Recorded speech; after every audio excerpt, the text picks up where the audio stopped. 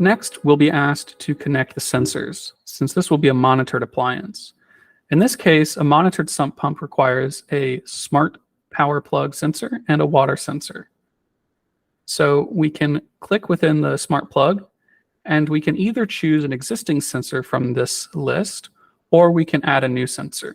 In this case, we're going to show what it's like to add a new sensor, and we'll choose the one that's already been paired. So first we'll tap Add New.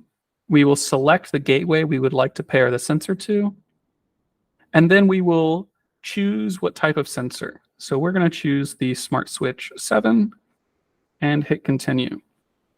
On the next screen, you'll see some information about how to pair this particular piece of hardware.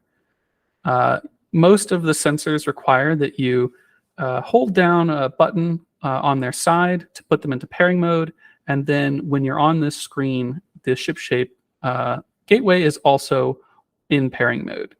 So this will pair, and then you will be brought back to a screen like this, where you can choose from a list of paired sensors to connect to this particular appliance.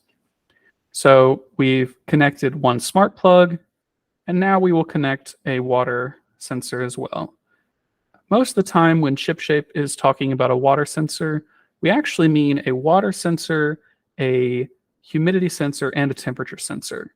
For most of our newer hardware, all three of these are grouped together in one environmental sensor. Now we will hit Save.